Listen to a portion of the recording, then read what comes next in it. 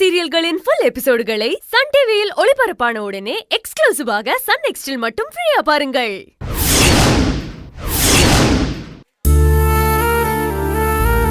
தாத்தா தாத்தா எந்திரிங்க தாத்தா. வா பேராண்டி.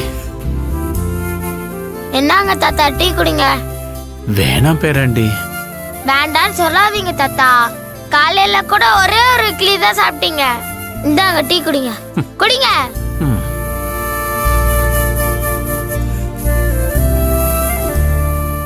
தாத்தா அக்காவும் அண்ணனும் வராங்க.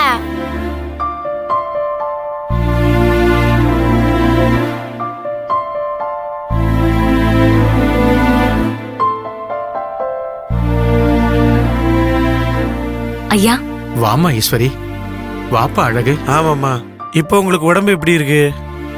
பரவாயில்லப்பா. ஐயா ரிப்போர்ட் வாங்கிட்டு வந்தாச்சா? வாங்கிட்டு வந்தாச்சுமா.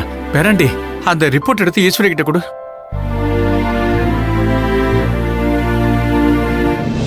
இந்தாங்க அக்கா.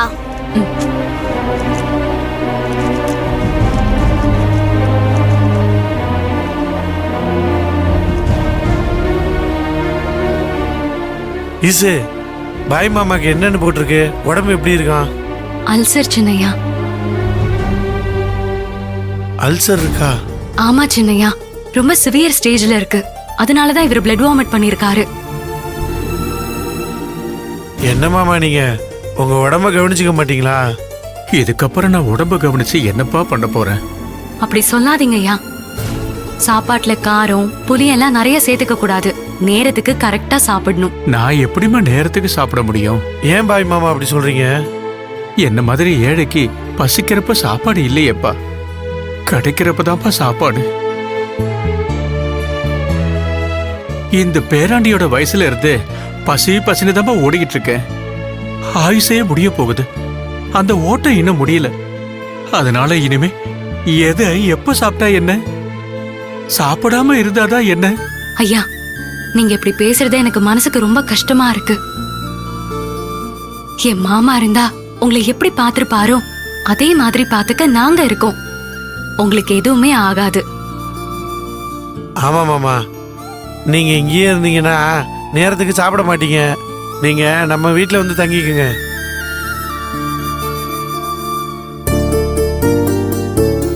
என்ன மாமா நீங்க எதுவுமே சொல்லாம அப்படியே நிக்கிறீங்க? வேணா அழகு, எல்லாருக்கும் கஷ்டம். இதுல என்ன மாமா கஷ்டம்? எனக்கு ஈஸ்வரிக்கு இதுல எந்த கஷ்டமும் கிடையாது. இந்த விஷயத்த நான் இப்ப போய் அம்மாட்ட சொன்னேன்னு வைங்களேன், இந்நேரத்துக்கு நீ பாய் மாமாவை வீட்டுக்கு கூட்டு வந்திருக்கணும் தான் சொல்லுவாங்க. அழகு, உங்க எல்லார பத்தி எனக்கு நல்லா தெரியும்பா. அப்புறம் ஏன் தயங்குறீங்க? நம்ம வீட்டுக்கு வந்துருங்க ஐயா. இல்லம்மா ஈஸ்வரி, எனக்கு இங்க என்ன குறைச்சல்?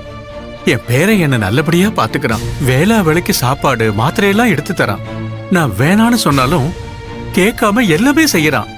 எனக்கு வேற என்னமா வேணும்? எனக்கு இந்த மார்க்கெட்டு தாமா உலகம். நான் இங்கேயே இருந்துக்கிறேம்மா. கூப்பிட்ட குரலுக்கு நீங்க ஓடி வர போறீங்க. அப்புறம் எனக்கு என்னம்மா? சரி மாமா, உங்களுக்கு இந்த மார்க்கெட் எவ்வளவு முக்கியம்னு எனக்கு நல்லாவே தெரியும். இதுக்கு மேலேயே நான் உங்களை கட்டாயப்படுத்த விரும்பல. ஏதோ எங்க ஆசையை நாங்க சொன்னோம். உங்களுக்கு வேண்டிய மருந்து மாத்திரை எல்லாத்தையும் நாங்களே வாங்கி கொடுத்துட்றோம் மாமா.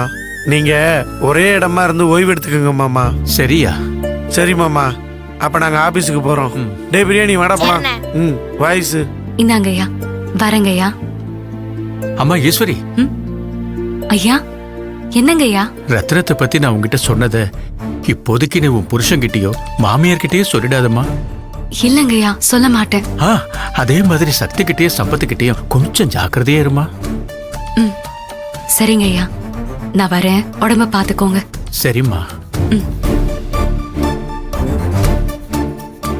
இன்ஷா அல்லாஹ்.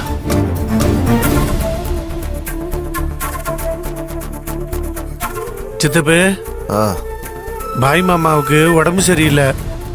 ஏன், என்ன பண்ணுதா? அவருக்கு அல்சராம். ரொம்ப மோசமான நிலைமையில இருக்கான். இந்த உப்பு புளி காரமெல்லாம் கொஞ்சம் அதிகமாக சேர்த்துக்காம இருக்கணுமா. அதனால நம்ம வீட்லயே தங்கி வீட்டு சாப்பாடா சாப்பிடுங்க மாமான்னு கூப்பிட்டேன். அவர் வரமாட்டேன்ட்டாரு சித்தப்பு. அதனால நீயே பாய் மாமாட்ட கொஞ்சம் எடுத்து சொல்ல, உன் பேச்சு அவர் கேட்குறாரான்னு பார்ப்போம். அழகு, நீ அவரை நம்ம வீட்டுக்கு கூப்பிட்டதே தப்பு. இதுல வேற என்ன வந்து கூப்பிட சொல்றியா? உன் மனசுல என்னதான் நினைச்சிட்டு இருக்க?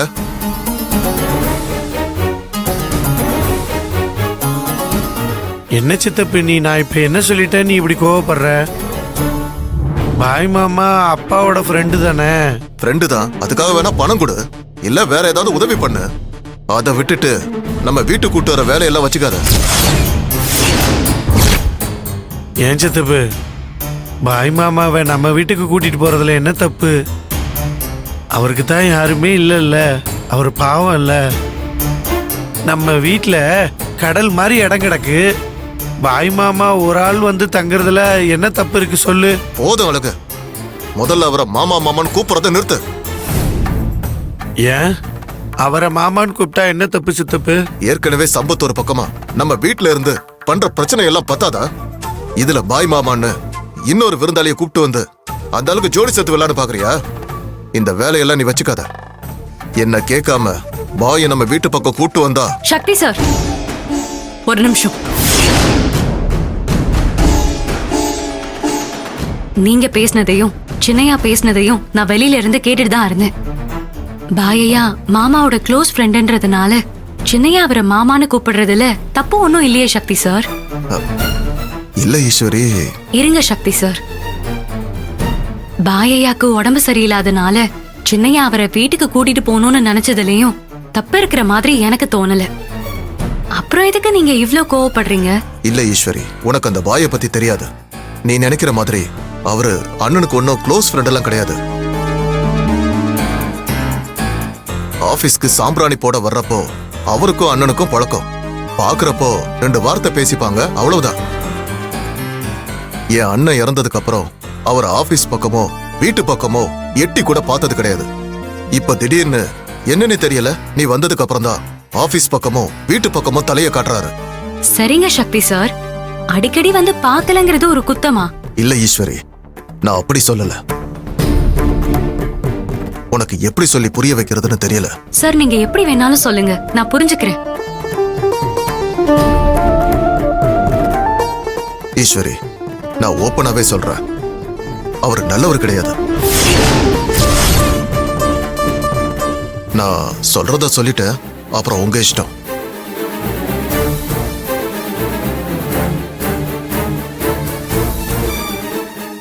சரி ஈஸ்வரி, நான் கலெக்ஷனுக்கு போறேன்.